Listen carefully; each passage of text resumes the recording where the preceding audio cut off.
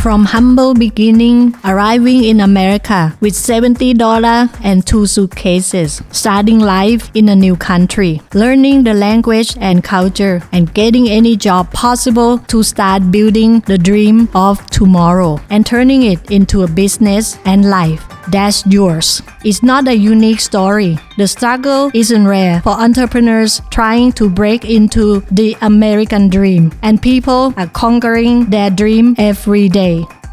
This is Riding the Tiger podcast, turning feelings of danger, fear into confidence, control, and helping entrepreneurs be the best version of themselves. I'm your host, Nong Punsukwattana, and today we are at Blue Star Donut on Division Street talking to my first guest, Katie Pope. Hi, Katie. Good morning, Nong. What's up, girl? I haven't seen you in a while. How are you doing? I'm so good to see you today. Thanks for having us.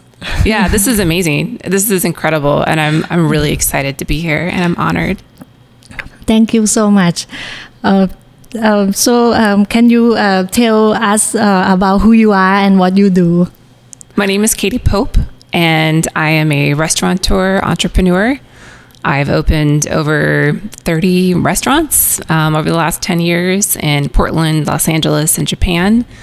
Lots of different concepts, from burgers to ramen to gourmet donuts. Yeah. And currently my full-time job is co-founder and CEO of Blue Star Donuts. Congratulations. Thank you. Congratulations to you. Look at you. I guess you're a podcaster now. Okay. What have you been doing with your pandemic time? Starting a podcast? That's cool. I have this idea for a while, and I think that's still developing. But I'm going for it. And you're crushing it. You're totally crushing it. And you've been through so much, and you have so much experience to share that people can learn from. I think it's very awesome. It's very brave and vulnerable of you to do this. Thank you.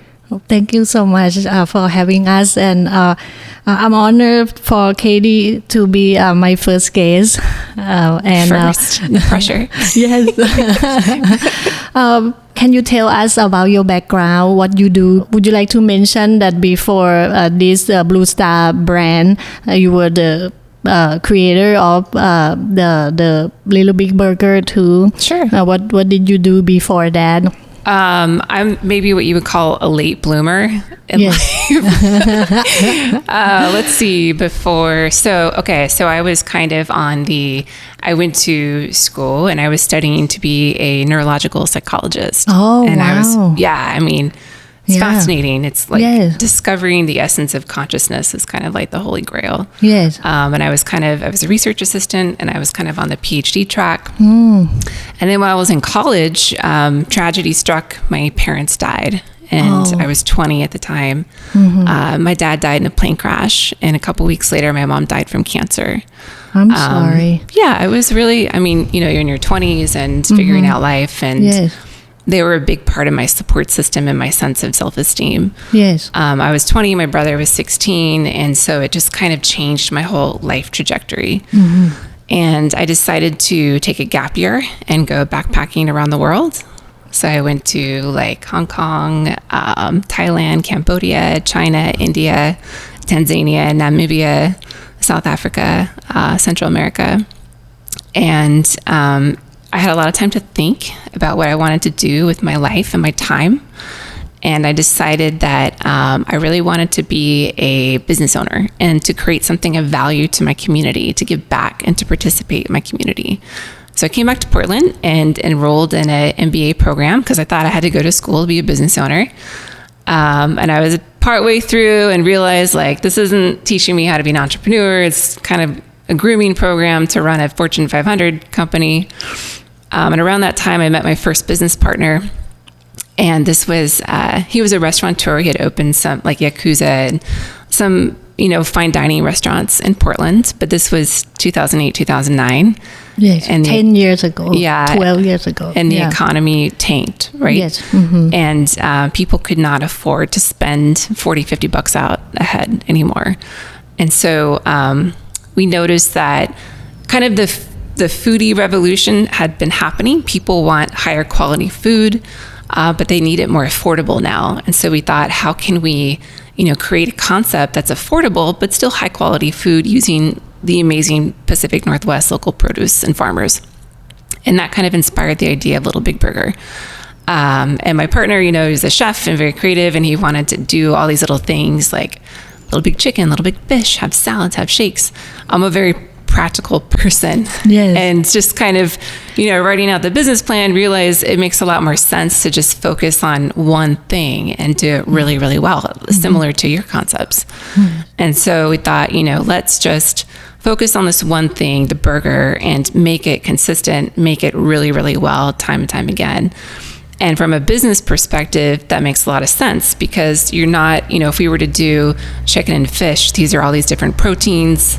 They cook at different temps. They require different cooking surfaces.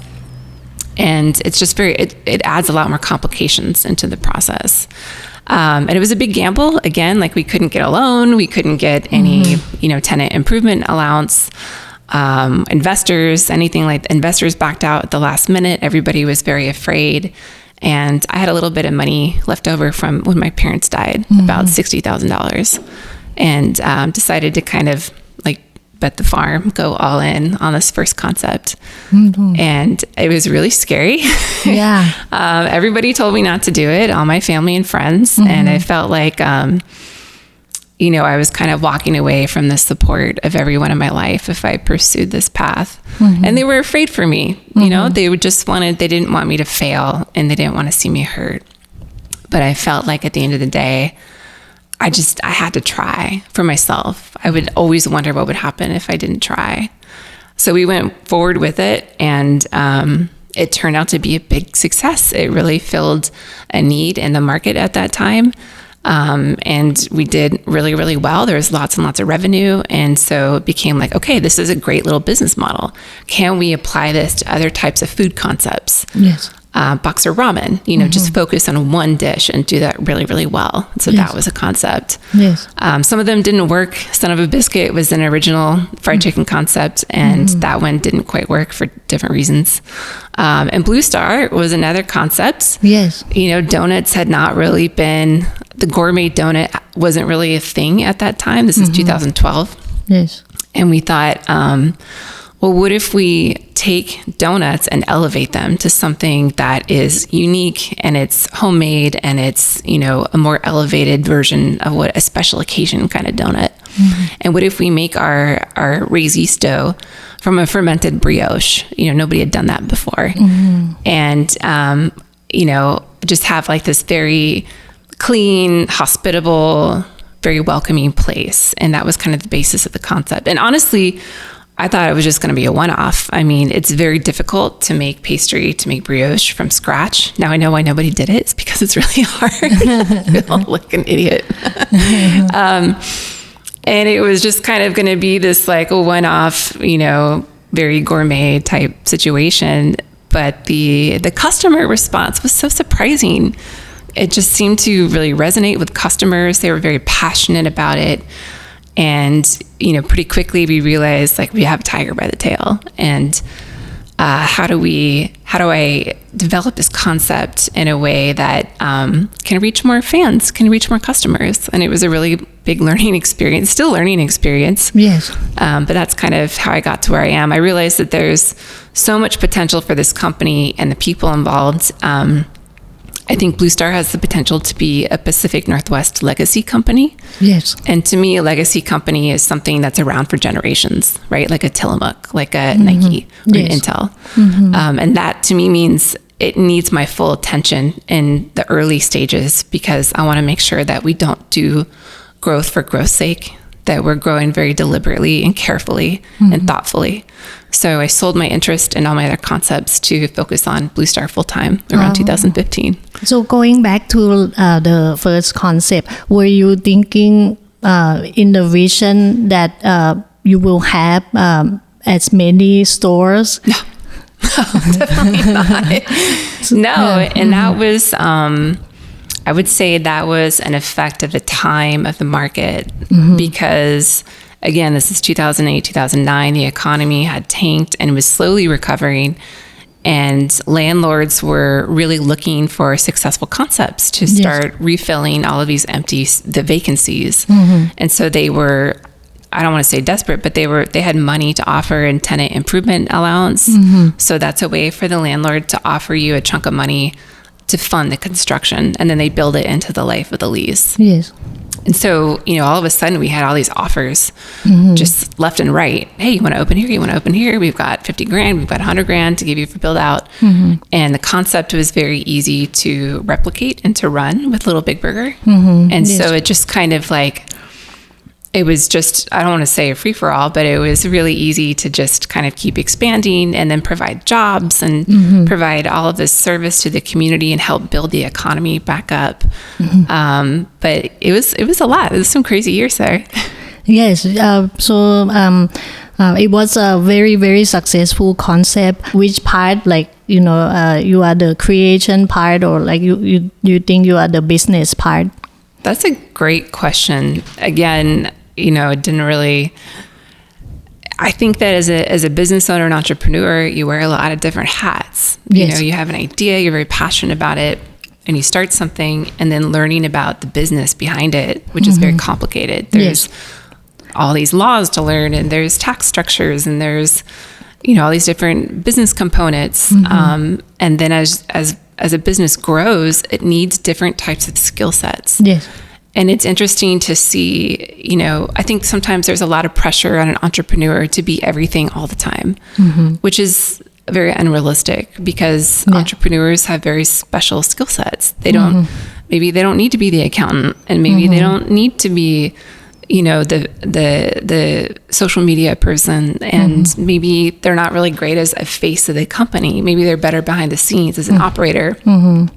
And so it's a big learning lesson to grow and to identify what different kinds of skills a business needs at different levels, and then where my personal skills align with that. And a lot of times it's better for me to just get out of the way and to surround myself with really smart, capable people that are so great at those jobs, and to let them do what they need to do. That's one of my biggest learnings, is to just get out of the way sometimes.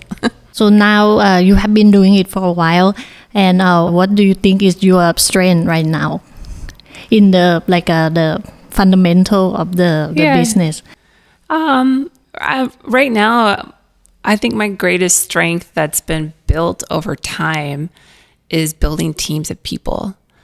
I really enjoy it. I really enjoy building businesses. I enjoy incubating businesses, and I really enjoy building teams. And so many awesome people are attracted to the hospitality industry, to the restaurant industry, and a lot of young people as well. And I really like seeing, new skills flourish in people, and helping them discover that internal confidence, and then fitting them with the right team, and having that team just take it to the next level.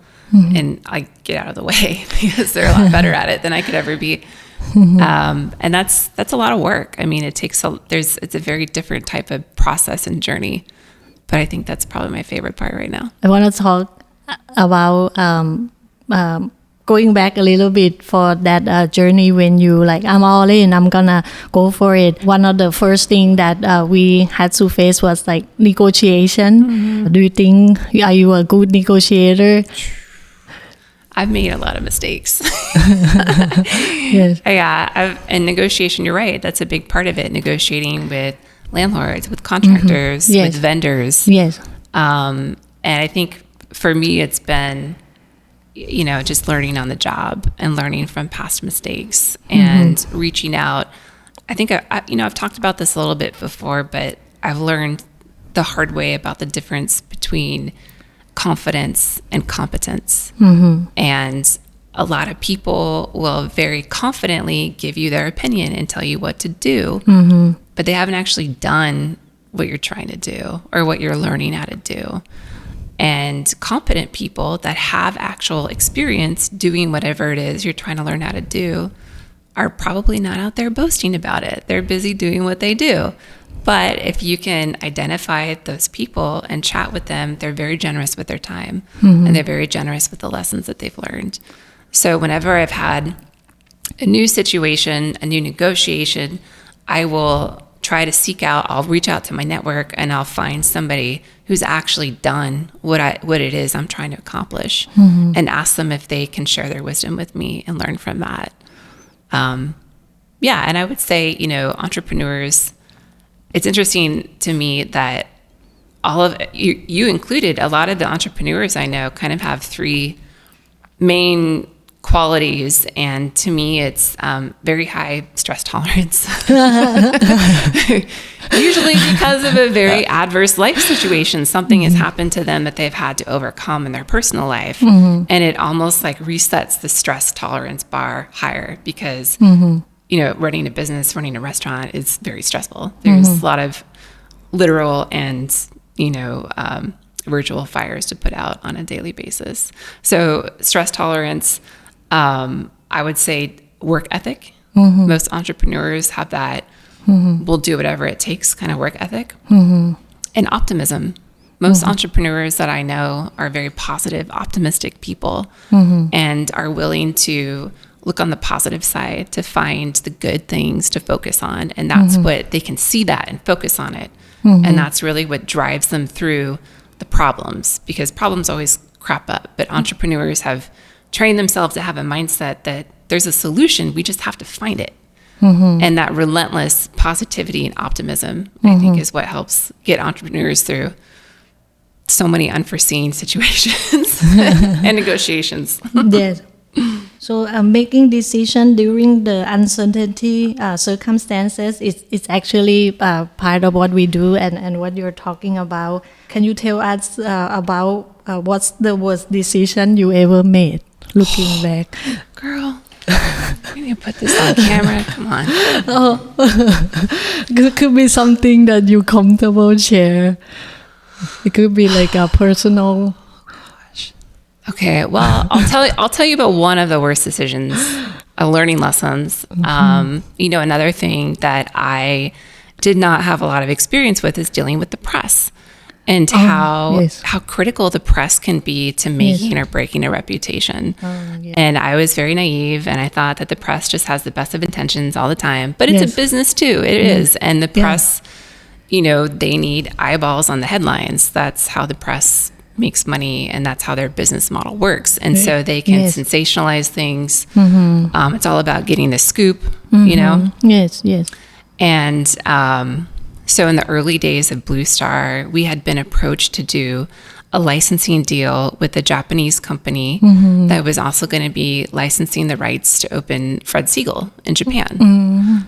And you know, they approached us and said, we're very impressed with your concept. We're going to be opening these cool Fred Segal flagships in Japan with like, you know, cool gourmet food concepts. And we would love to have you be a part of this. Are you interested? And I was like, yes, I will absolutely align my brand with Fred Segal and go to Japan. It's a no-brainer. Yeah. And so we had worked out and negotiated this agreement, and had finally kind of hammered it out. And I had signed my side of it and had sent it back to them for signature. And I was, just that day, I happened to be emailing with a local press person who was kind of like, and I had a relationship with them. This member of the press that I had a little bit of a relationship with was like, hey, what's going on with your concept? Anything new coming up? Yeah. And so I was talking about what's new for a Little Big Burger and for a box of ramen. And I had just signed this licensing agreement that I'm really excited about, blah, blah, blah. And I sent it. And then immediately I thought, oh, I should. And I wrote back immediately and I said, you know, by the way, that's not public yet. So please keep that in confidence. Yes. And he wrote back a little while later and said, oh, sorry, it's already on our blog. It's out there. And I was like, well, take it down. He's like, I can't. Yeah. And I felt very naive and angry that this person had kind of violated the norms of our agreement. And so what happened with that, because there was a big name associated with it, it went viral. And I'm starting to get calls from BBC, CNN, Wall Street Journal. And the problem was that the agreement was not countersigned by the other party. Oh. And the really big name involved, Fred Siegel, was extremely upset because they wanted to control the public announcement. There's a lot of different things to consider with timing in public announcements. And so they had been, essentially the thunder was stolen, right? Like they had this unexpected thing, and here we are, this small little donut company kind of stealing the show. And so we had to call in all of these favors, asking people to please kill the story as quickly as possible.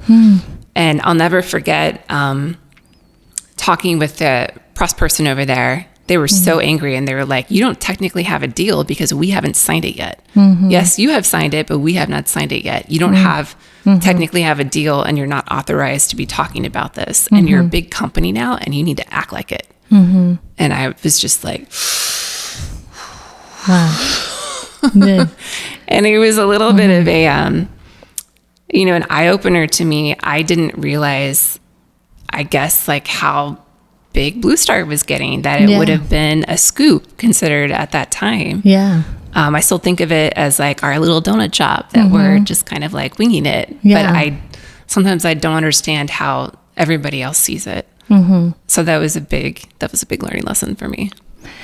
So talk about the male dominant industry, like restaurateur, and you talk about your chef that came to join and came from epitome of that.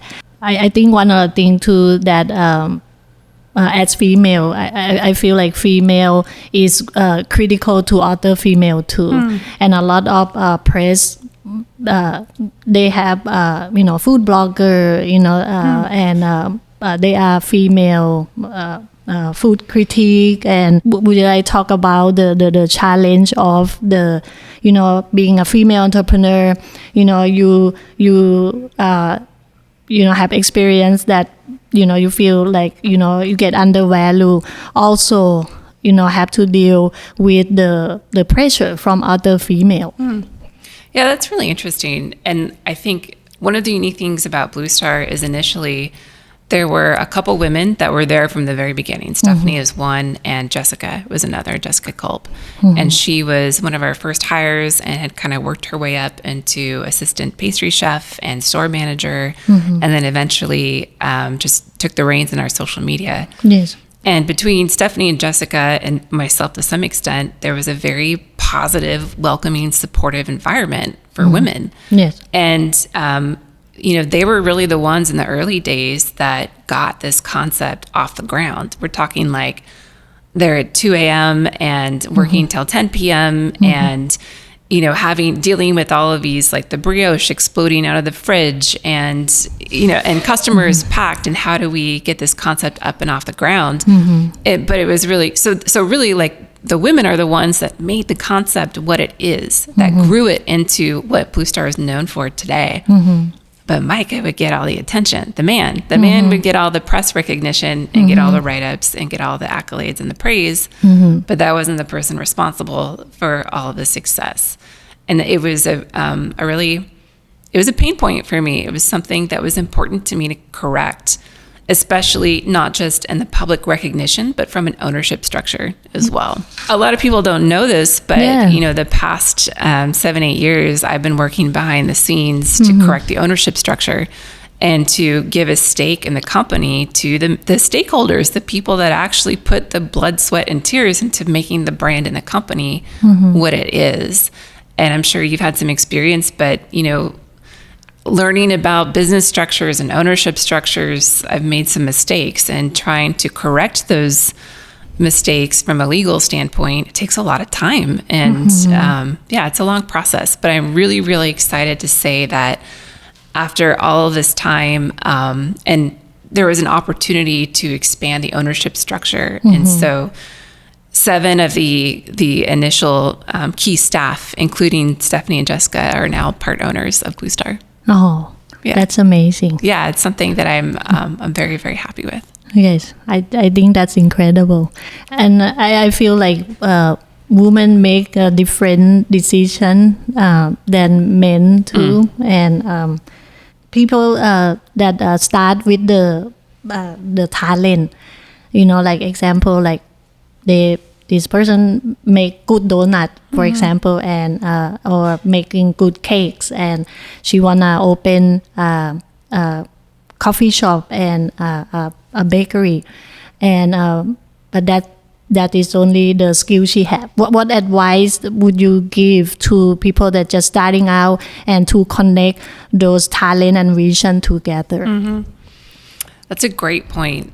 A lot of people that have that talent and that passion for creation, that's a very special skill. And in order to turn that skill into a viable business, it has to be paired with a business skill that understands how to write a business plan, that understands how to scale and grow a concept, that's a totally different skill set, right? Like, I'm not a chef. I'm not the person that, I love to eat, I love food, but I'm not the cook. I like the business side of it. And that's what I ended up, being pretty good at. But I think it's a lot to try and ask that creator to suddenly develop an entirely new skill set. And so I think it's awesome that communities like Portland have started to grow and nurture these like small business advice, small business consultation. There's a lot of webinars out there now, thank goodness. And finding either an advisor that can help you write a business plan, that can advise you on how to grow a brand. And it's also a question for the creator to think, a few years in the future, is this something that I want to do? Do I really want to have 3-4 locations? Do I want to grow something nationally? Because it's a very different trajectory and it's a very different type of business. So before COVID hits, you have, how many locations did you have? In Portland, we have 8 locations. We grew into a hub and spoke model. So the hub is the commissary kitchen that makes everything from scratch. And the spokes are the retail shops. And then we deliver 2 times a day fresh to all the retail shops. And you opened in LA too, right? Before COVID. And LA is also similar. So they have a hub and spoke model with the main commissary that then delivers to the spokes. But the business model is entirely pre-COVID, entirely retail dependent. And 100% revenue is people coming into the shop and purchasing the goods, and that's it. That's the only way we make money. Yes. Would you consider like you were at at the good spot right before COVID, and then we were on a roll. I mean, 2019 was a hell of a year. Everybody was just kind of on this upward trajectory. We were able to pay off some debts with the company. We were at this place where we had the financial security to offer really good health benefits and 401k. And a lot of times businesses have to scale to a certain size before you can offer things like that. And we had gotten there, and it felt like we were in this we were grooving, Yeah. And then COVID came along and just ripped the barn out. It was, and I remember, the day that everything closed, we were just so scared for our staff. It was clear there was community transmission. And so it was just, shut everything down, send the staff home with everything perishable, clean the shops really well, and everyone go home and take care of yourselves and your family. And I remember walking around our flagship store, this big, beautiful new flagship, and it was, clean as a whistle. And I just started crying and thinking, I'm so scared for our industry and what's going to happen, and how is our business going to survive? And I feel a responsibility to my staff and their livelihoods, and what are we going to do? And I'm just walking around looking at everything, and how can we, I just knew there's going to be these waves of opens and closures, and the government response was going to be a disaster. So what can we do to get our product where people are? They're going to be at home, they're going to be in the grocery stores, but retail is very different. So how can we make a product how can we translate our product to be something in grocery stores, right? And so the next day I called Chef and I said, hey, let's see if we can do some experiments and see if we can figure out a shelf-stable version of our donuts. And so she starts, madly experimenting and testing, and it turns out that our buttermilk old-fashioned donuts and our cake donuts, which are also vegan. Yes. And it's our own mix. Chef invented those mixes. They're not off the shelf. It turns out that with just a little bit of tweaking, they did really, really well with freezing and thawing. So you could make these donuts and immediately freeze them, and they stay good in the freezer however long. And when you pull them and let them come to room temperature over a couple hours, it's like they were just made. I mean, they have this great taste. And we were very, very happy with the quality of the product. And then they can have a shelf stability of a couple days. So that just opens up the whole world of possibilities. And so immediately I reached out to my network and asked for any introductions to decision makers at grocery stores. Like, who are the head buyers, the decision makers? And I got a list together and I called these people up and I was like, hey, we're about to release this new product of shelf-stable donuts. It's amazing. I can get you on the list if you're interested. I mean, we had definitely not finalized this product at all. And they were like, yeah. So then it became this whole process of learning the ins and outs of wholesale, which is a completely different business model, as you are very well aware of, learning about SKUs and UPC codes and margins and distributors and like trying to figure out the quality control. And so, it's been, but luckily the product has been a hit. People seem to really like it. And my team is amazing. I mean, they've been able to figure this out, and we're in over 25 grocery stores now with a lot more coming up and down the West Coast. But again, figuring out the logistics of this entirely new product line for wholesale it's been a silver lining, I think, of COVID. We would never have been able to think about this or had the time to, and now we have the possibility of a diverse revenue model where we have the in-person, the retail, that's not going away, but now we have this opportunity to meet even more of our customers where they are in the grocery stores with this new product. So I'm a big fan of your product. Thank you. That's high praise coming from Nog. Wow. Oh, we love your product. Whatever you do, we love it. We're a big fan. I think that a lot of people don't know that there's a lot of supply disruption in this new journey. Did you experience that? Yeah, there's definitely a lot of supply chain logistics and disruptions due to COVID. There were suddenly ingredients that we can't get anymore. People that were maybe doing distributors or vendors that had previously focused in one area. I mean, they had to do something different too. It wasn't just restaurants, it was the whole ecosystem around restaurants that got completely just blown apart, because you have these farms, you have the big vendors like, Sysco, and you have the boutique vendors like Puratos and Chef's Warehouse, and they have all of this inventory in bulk that's going out to customers, and restaurants are largely COD. We pay cash on demand. We don't have net 30, net 60. And so when all the doors close for the restaurants, all the money stops for the restaurants, and that means all of the money stops for the vendors, for the supply chain, and just everything imploded. And, the vendors are trying to get creative. You see all of these different types of, well, what if we just park a food truck and we give away these meat boxes, or we sell these pastry boxes?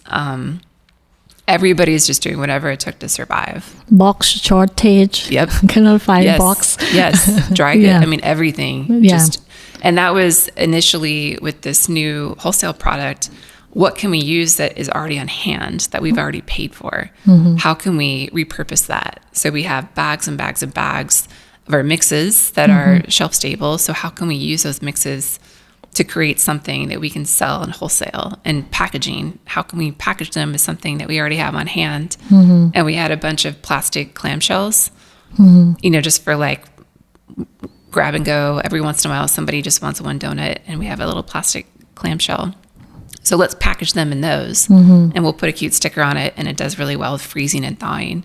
And it was just, okay, we can use the supplies we have on hand to get through this initial phase of, the disrupted supply chain. I love that we have the time to talk and learn about it, because I think it's inspiring, because and especially during this time of donut and the journey, and I feel like who have known this is the bulletproof donuts. Yeah, you would think so. We were hoping so. But again, our model was this. We have this big commissary kitchen and a hub and spoke model set up for retail. And if we can't move the same volume, the whole model kind of breaks down. And so it was a question of, and also how do we make things safe for our staff? I'm really concerned about that. I don't want them to be in uncomfortable, compromising health situations, and we don't know enough. We didn't have enough information at that time. Yeah. And then, like all of these, the regulations kept changing. Yeah. Like one day it's this, and then the next day it's that. And then there's the PPP loan, and you need like an accounting degree to figure out how to apply for it. Yeah. On top of what's happening in your own life, do you have kids? Do you have all of this other stuff going on? And it was really lonely and isolating. So it's nice to be able to process this with other restaurant owners and to talk about our experiences. And I think that's why this idea of making this podcast and telling story is important. Yeah. And I think that there will be a lot of people that would benefit from your time and your story today. I hope so. Absolutely. So let's go to the lighter questions. Okay.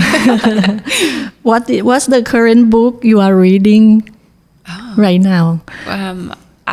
There's a couple books I read all the time. I have a little bit of a book problem, actually.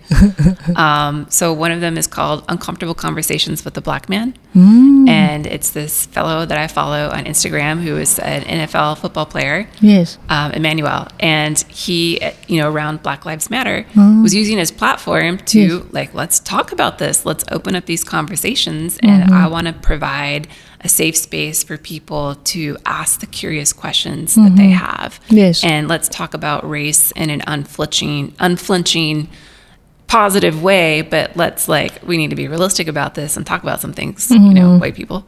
And he wrote a book, and it's a great book. So I'm reading that one right now. What about books for entrepreneur? You have any recommendation? I do. There's a book that was a game changer for how we run our business, and it's called Traction. Traction. It's called EOS, the Entrepreneur Organization System. And it's really kind of a blueprint for how to organize business goals and systematize them and break them down in steps that you accomplish by quarter, by year, every 3 years. And I've got my whole team on it, and it was really kind of a night and day difference in terms of how we operate internally as a company and how organized we're able to stay. Yes. And what is your current inspiration? My current inspiration? My current inspiration is the restaurant industry, the hospitality restaurant, not just restaurants, but also hotels. I mean, I think people maybe don't understand that we don't make a lot of money. I mean, the National Restaurant Association did a study, and 95 cents of every dollar spent at a restaurant goes to staff, ingredients, and overhead. And I think people tend to, they're at dinner, they're paying $40, $50, and they look around, count all the people, and they're like, this place is killing it.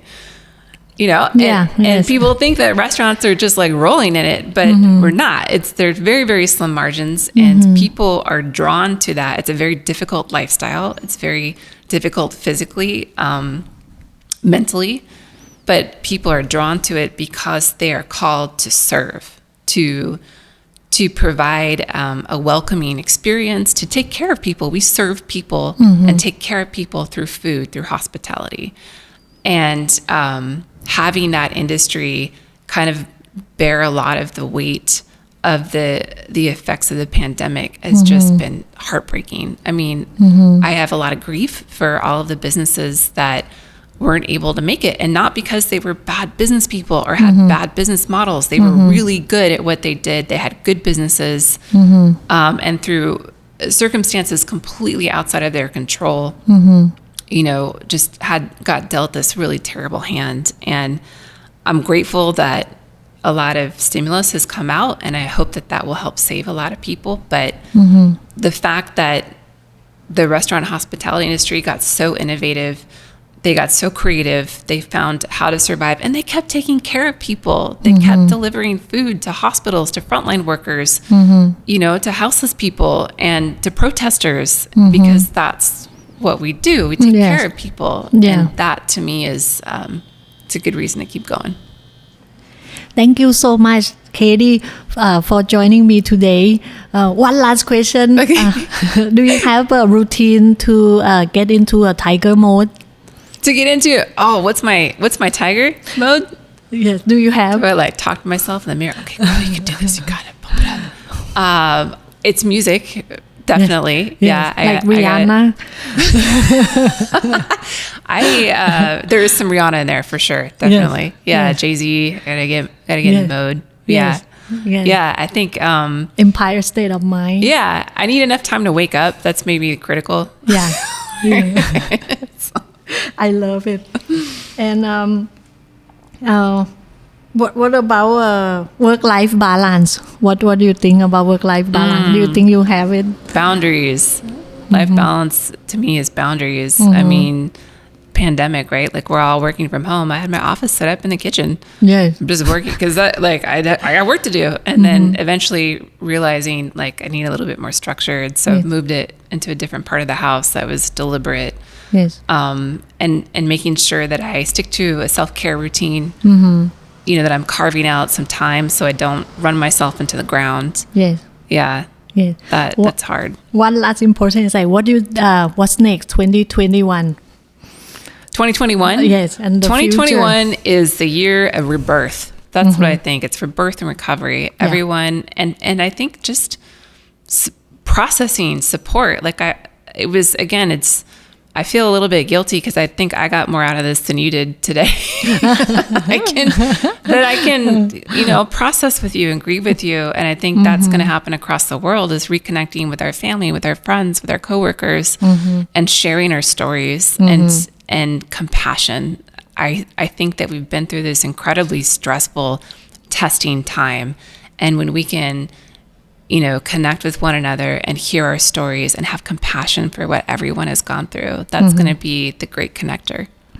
And if we want to support you, where could we find you, your store, your new products? You can hit the like on Nong's video on our podcast. We're gonna blow this up for you, girl. That's what we're gonna do. Oh, yeah. Thank you so much. I have so much respect for you, Nong, and for your journey and for your attitude. And it's a huge honor for me to be here. Thank you very much, my friend. The honor is mine. Thank you so much. And I have a business idea to talk to you about. All right, let's do it. Thanks for listening to the Riding Tiger podcast, turning feelings of danger, fear into feelings of confidence and control. Please subscribe to the show now, and you will be the first to hear new episodes when Nong will share more inspiring stories of the challenges that have been overcome to break into the American dream. If you can't wait until then, follow the show on Instagram for more bonus content and on YouTube at Nongs. And keep listening. We are about to announce something mind-blowing to help entrepreneurs survive and even thrive. The Riding Tiger Conference is coming soon.